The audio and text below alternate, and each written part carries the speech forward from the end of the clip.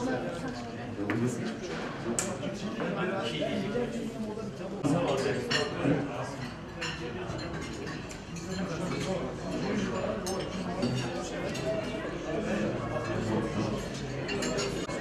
geldiniz.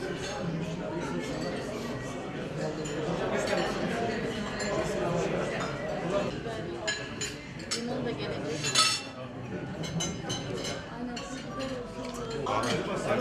Gerçekten hoş bulduk. Tam anlamıyla hoş bulduk. Burada mükemmel bir misafirperverlikle karşılandık. Hepinize çok teşekkür ederiz. Başta il temsilcimiz, Sayın Valimiz, Büyükşehir Belediye Başkanımız, Kaymakamlarımız, adını burada saymakla getiremeyeceğiniz bütün Malatyalı hemşehrilerimize çok teşekkür ediyoruz. Çok sağ olsunlar. Bizleri kendi evimizde hissettirdiler. Takımlarımıza çok güzel sahip çıktılar. Gençlerimize, hokey severlere çok sahip çıktılar. Çok teşekkür ediyoruz kendilerine. Malatya bizim lokomotif ülkemizden biri. Burada değerli hocalarımız var, kulüplerimiz var. Hokey Federasyonu kuruluşundan bu yana emek veren milli takım antrenörümüz var, milli sporcularımız var. Dolayısıyla o yüzden de biz bu şampiyonun Malatya'da olmasını çok istedik. Hem kulüplerimiz açısından hem buraya gelecek kulüplerimizin emindik ki böyle güzel bir misafirperverlikle karşılaşacağız.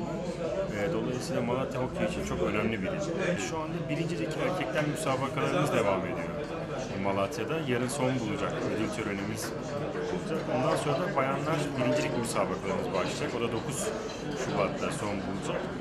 Umuyorum ki İnşallah Sayın İl Temsilcimiz Kadir Bey'le de bunu istişare ettik. Gelecek sene bir Süper Lig müsabakamızı da burada yapmaktan mutluluk duyacağız. Çok teşekkür ediyoruz tekrar sizin vesilenizle burada Malatya Otel Yöneticilerimizle bize gösterdikleri misafirperverlikten dolayı. Umuyorum gençlere, hokey severlere, amatör spor severlere bu destekleri artarak devam edecektir.